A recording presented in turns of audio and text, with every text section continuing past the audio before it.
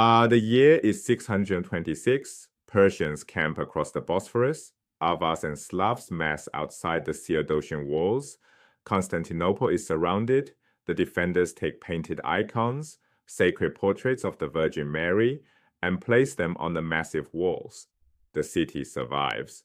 The miracle is attributed to those very images.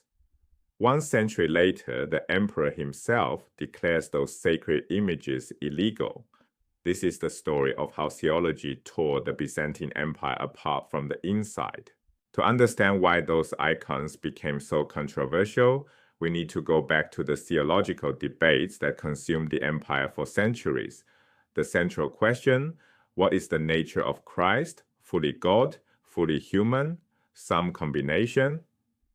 In 451, the Council of Chalcedon established the orthodox formula: 2 natures, 1 person.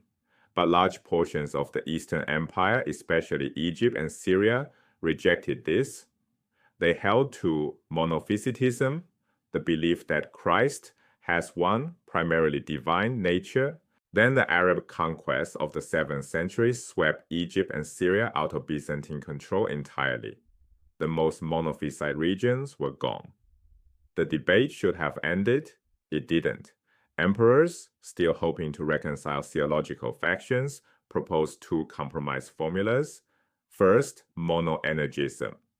Christ has 2 natures, but 1 energy, 1 mode of activity. When that failed, they tried monothelitism, 2 natures, but 1 will. These were classic political compromises, split the difference. But theology doesn't work that way. Political interests are divisible, doctrinal truth claims are binary. A position is either orthodox or heretical. The papacy and the Western Church rejected both formulas as undermining Christ's full humanity. Remaining monophysites found them insufficient. The compromises satisfied nobody. Emperors even tried banning discussion of the question altogether. That also failed. The failure of these compromises set the stage for an even more explosive controversy. But first, we need to understand exactly what an icon is. An icon is a specific form of Eastern Christian religious art with 2 defining features. First, icons are portable. They're panel paintings, wooden boards that can be carried in procession, placed on city walls, kept in homes. Second, icons are non-narrative, while each one depicts a single holy figure or a single sacred scene, not a sequential story. This portability made icons intimate, personal, and omnipresent in Byzantine life. It also made them a target. Now look at the 626 siege more closely. Persians held the Asian shore across the Bosphorus. Avars and Slavs pressed against the Theodosian walls from the west. Constantinople sat on its triangular peninsula, water on 3 sides, those massive land walls on the 4th. Defenders placed portable icons along the battlements. When the siege broke, the city credited divine intervention through those sacred images. Now that we know what icons are, we can understand why their destruction became imperial policy and what it tells us about power and belief. Around 726, Emperor Leo III initiated the destruction of icons, declaring their veneration a form of idolatry. This policy is called Iconoclasm, literally image breaking. Why did he do it? The origins are debated. Some scholars point to Islamic or Jewish influence. Both traditions police image worship more strictly. But there's no direct evidence Byzantines were reacting to outside criticism. The more convincing explanation, iconoclasm was crisis-driven reform. The empire faced existential threat from Islam. Reformers wanted to strip away what they saw as superstitious excess and build a leaner, more disciplined state. Think of it as a theological austerity program. Iconoclasm lasted off and on for approximately 120 years. And the first phase ran from around 726 to 787, when the Second Council of Nicaea temporarily restored icon veneration. And then a second phase erupted from 814 to 843.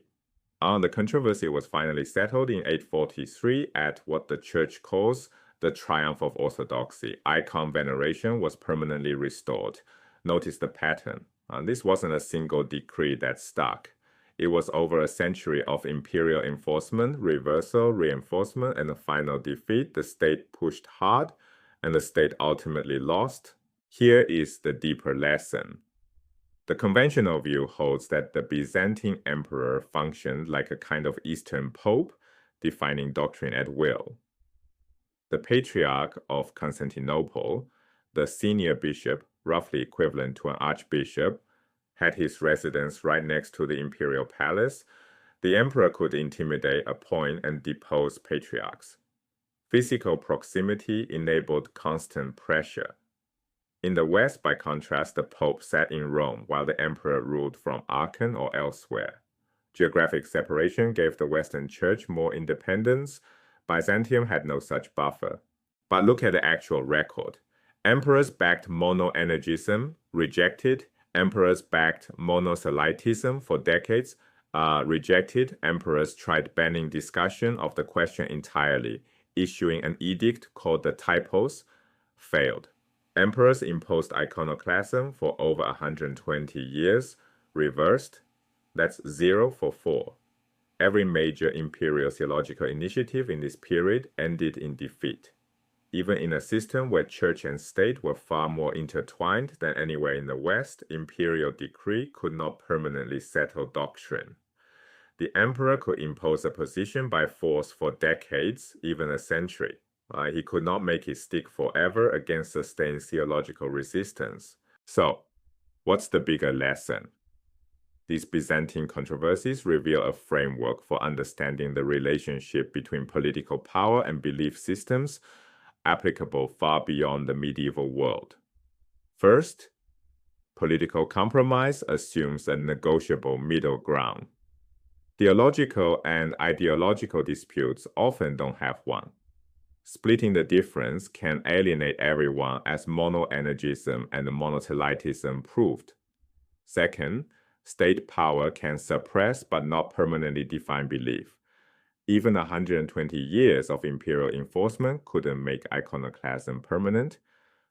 Third, institutional proximity does not equal institutional control.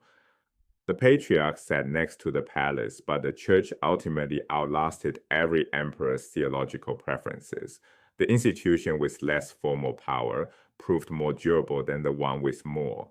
Return to 1626 icons on the Theodosian walls, sacred images credited with saving the city from destruction. Those same images, portable, personal, woven into every layer of Byzantine life, became the very objects a later emperor tried to destroy. He had the army, the treasury, and the Patriarch's residence right next door. He enforced his policy for over a century, and he still lost. The icons came back. The veneration was restored. The fact that they survived tells us something profound about the limits of political power over deeply held belief.